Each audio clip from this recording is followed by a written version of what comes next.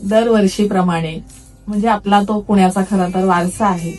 आपल्याकडे आषाढी वारी येते, अनेक संतांच्या पालख्या येतात, वारकरी येतात. या वर्षी सुद्धा येतील.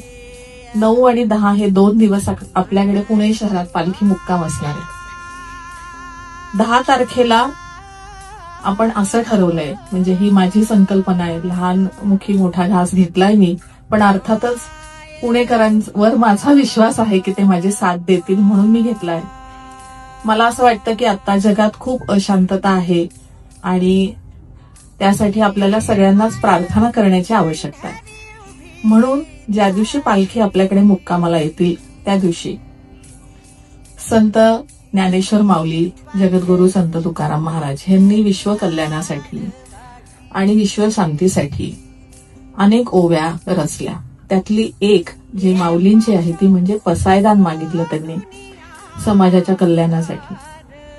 तर 10 तारखेला रात्री 9 वाजता आपण सगळ्यांनी पसायदान म्हणायचं. आपण जिथे असू तिथून जॉईन व्हायचं, एकाच वेळी एकाच दिवशी. जिथे पालखी मुक्काम आहे तिथे वारकरी आणि आम्ही सगळेजण मिळून म्हणू, आणि जे पालखी मुक्काम स्थळी येऊ शकत नाहीत त्यांनी ऑनलाईन जॉईन व्हायचंय.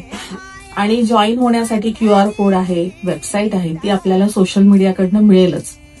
पण एक मुखातून जेव्हा लाखो भक्त, आपल्यासारखे लाखो जन एक मुखातून एका वेळेला जेव्हा पसायदान म्हणतील त्यावेळेला त्याचे वेव्स आणि ती जी ऊर्जा निर्माण होईल समाज कल्याणासाठी, विश्व शांतीसाठी, ती वेव आणि ती जी ऊर्जा असेल ती अनुभवण्यासाठी आपण सगळ्यांनी जॉईन व्हा, ही विनंती मी तुमच्याकडे करायला आले.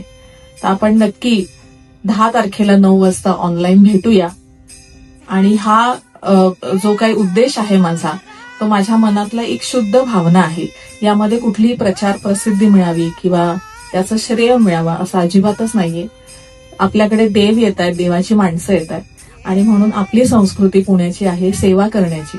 आणि आत्ताच्या ह्या वर्षीच्या सोहळ्याला आपण सेवा वारी असं नाव दिलंय. सेवा हीच वारी, रामकृष्ण हरी असं एक स्लोगन आहे त्याला.